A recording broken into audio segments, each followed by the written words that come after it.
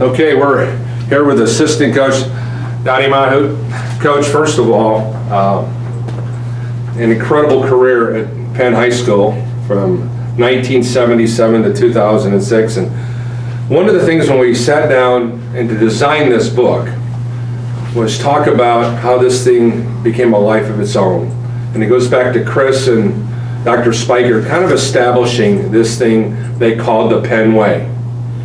So right at the beginning of the book, we're going to establish what the Penn Way is.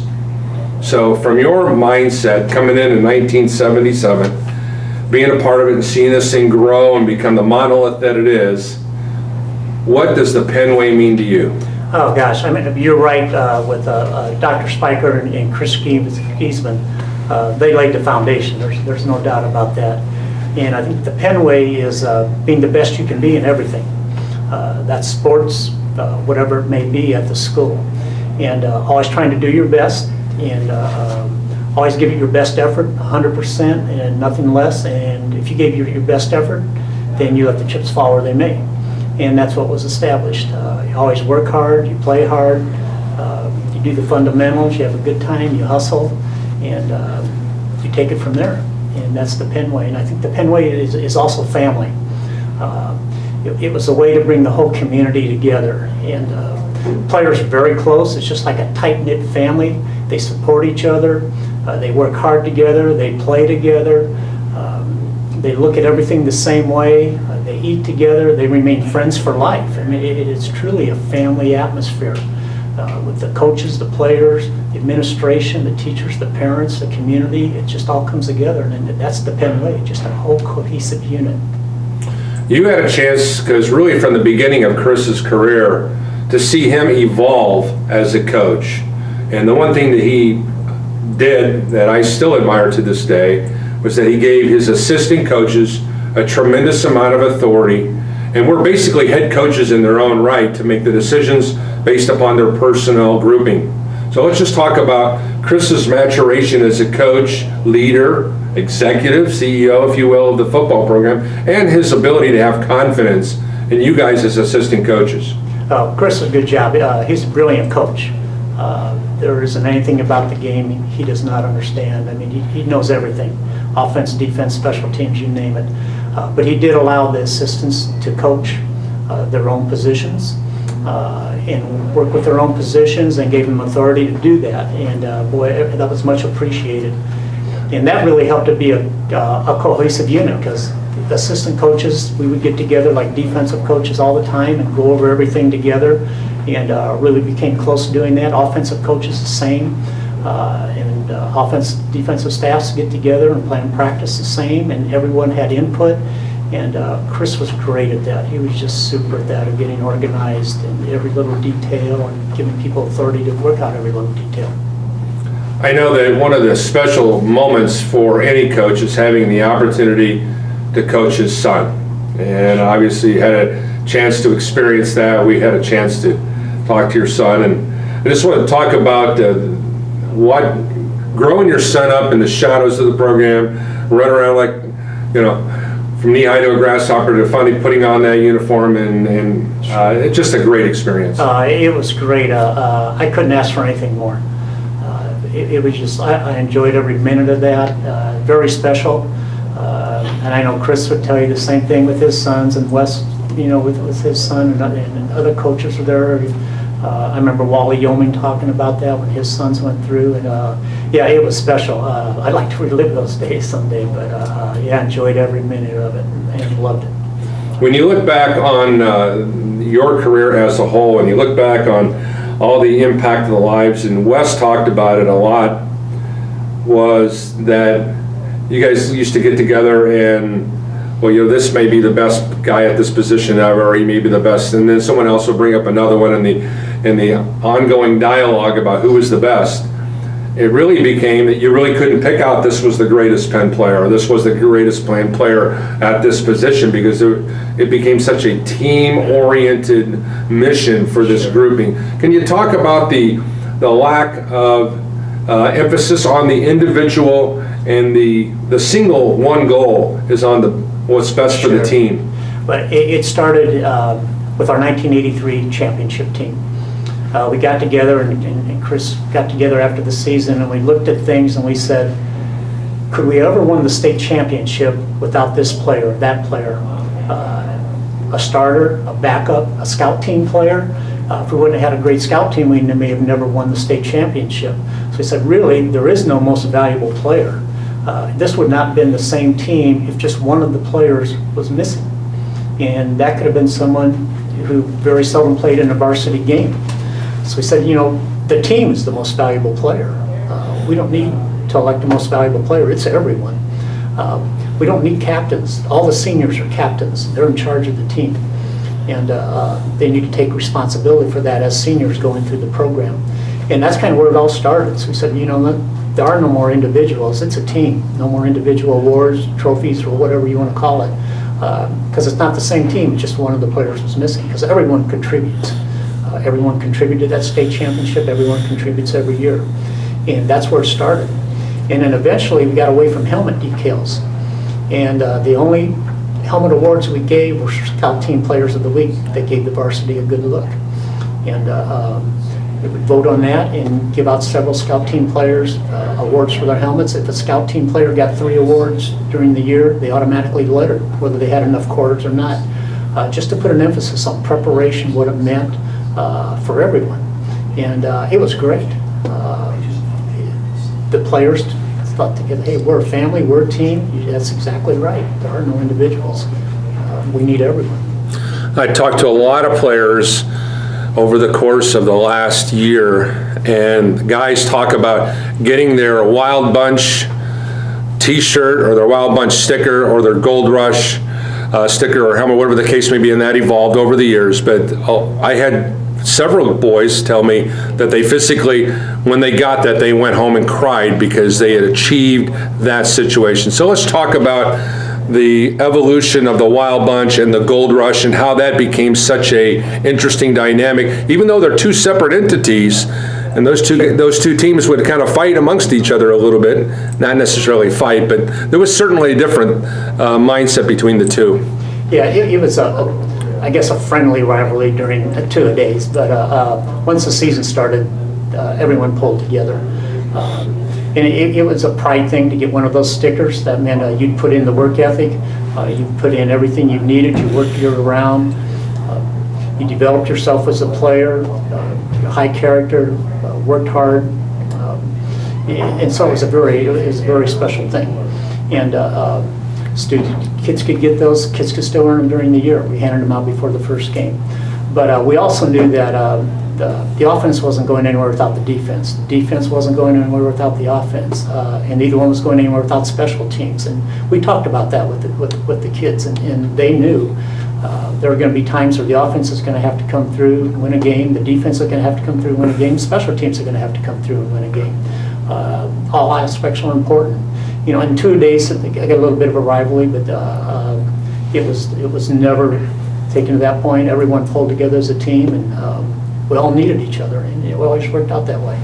Subsequently, Chris tells me the story that after winning the first state championship, which you were part of as an assistant coach, you guys kind of talked amongst yourselves. It's like, this was easy. Why didn't we do this before? What did we do along the way? I know you laughingly say that what was easy, and then subsequently you win a few more after that. So do you remember that dialogue? Yeah, I remember that. I think easy, that's pretty jokingly.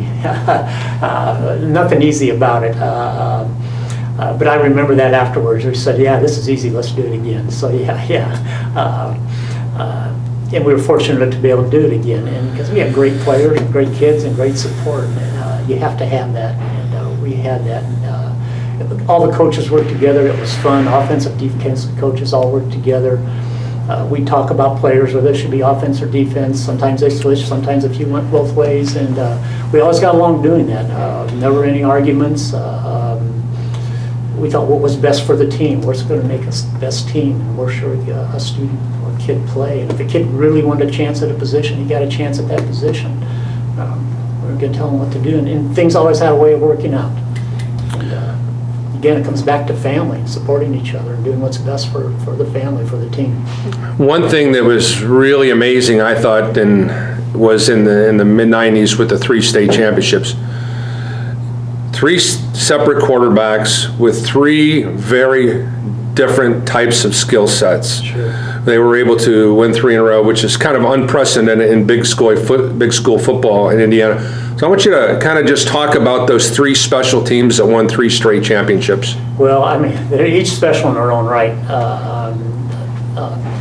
Again, it comes back to the senior class.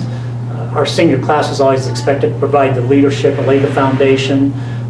If the senior class was loafing in practice, everyone could loaf. So they took that serious. And I think that's why each year is just unique, because it's unique to that particular senior class. It was their turn to lead, and they led. And other classes did that too. You have to have a little bit of luck along the way. But each class was unique, but each class had high character kids that worked hard, that worked together as a unit. And it just came together. And a little bit of luck along the way, a lot of effort along the way. All right, so as you make the transition from Coach Giesman to working with young Corey, who you watched grow up, first of all, did you realize when this little boy was sitting outside the coach's office, kind of listening with an ear inside the door and watching him grow up, a terrible break, he didn't get a chance to play his 11th grade year, and then had a good senior season, goes off to college. Did you have any inkling that young Corey Yeoman would grow up to be the player, a Hall of Fame player, and then subsequently your coordinator, and then finally the head coach? So let's tell us your Corey Yeoman story as you look back on it. When I came to Penn, Corey Yeoman it was his junior year. I didn't see when he was a young kid. Heard a lot of stories about him. Good, all good. Yeah, what a great person he is, and definitely the right guy to replace Chris Giesman to take over Penn High School. You couldn't ask for any better than Corey Yeoman. Just a great job. He bleeds Penn inside and out. And just a great guy. He was a great coach. I really enjoyed so much working with Corey. We'd play a game on Friday night, and we'd always go out afterwards, the coaches and the wives, and get something to eat and talk about the game and get scouting reports on the next week, and great time doing that. And I couldn't sleep after a game. You sleep for a couple hours and then you go over everything in your mind, and I get to Saturday morning, just get in early just to start working on things, like sometimes 4 or 5 o'clock Saturday morning, and I walk in Saturday morning and there's Corey, same thing. When we were both assistant coaches, and it just worked out that way. We started early every Saturday morning, some coffee and donuts, and started on breaking down last night's film and working on the next one, and it was great. I enjoyed that, yeah. And Corey's just a great guy. He'll put in any time that's needed and the effort that's needed, and just a great person. One thing that Chris talks about a lot, and that is about everybody had fun. He says when he went to work every single day, everybody was laughing, everybody had a good time, and he tried to create, maybe it was picking fun of one of your fellow coaches or laughing at one of the players, but he says literally, I laughed every single day of my life. Oh yeah, I think, I know I enjoyed going to work every day. Every coach enjoyed going to work every day. It was fun. You worked hard, you put in the time, but also we had a good time. We played cards together. If practice plans are done, we were in between practices, or after practice, we'd sit around and play spades or card games, or we just sit around and talk about things. And a lot of people call it coaches talk. You sit around in a meeting room and you just talk about football, and you talk about opponents and different things that are going on, or what else is going on in your life.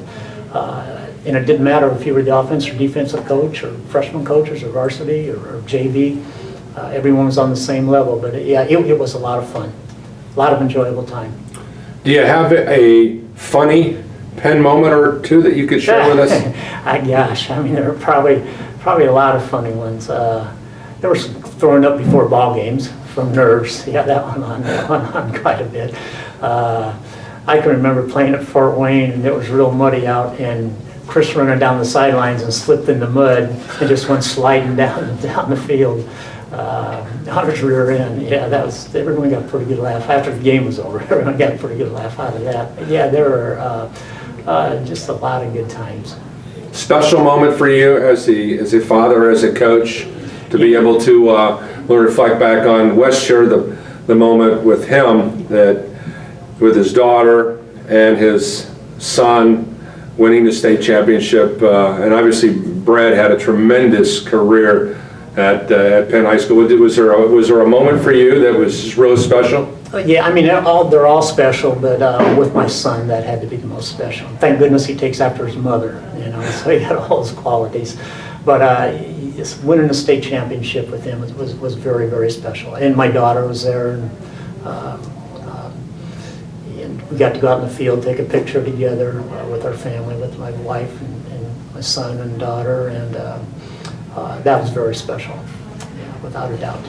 What do you think is the one thing that people don't know about Penn football that they really need to understand? Oh gosh, you need to understand that it was never said we have to win a ball game. That was never ever said. He said, always said, you do your best, you try your hardest, you give it 100%, and if that's not good enough, it's not good enough. We always have to try hard, you always have to give 100%, nothing less, you always have to hustle, and then we let the chips fall they may. Never said you have to win a ball game, and a lot of people probably believe it, you know, said you have to win this game. That was never ever said. It all came back to preparation and effort. Final thought, inducted into the Indiana Football Hall of Fame. I know for me personally in 2010, a body of my peers said that, Paul, you're pretty good, we're going to put you in the Sportscasters Hall of Fame. Kind of wrestled with that for 2 or 3 days and thinking, really? So tell me about the crowning achievement, if you will, professionally, Sure. is being inducted by a body of your peers Sure. into the Indiana Football Hall of Fame. Yeah, first of all, you belong there. Yeah, I think you know. Oh, yes, you do.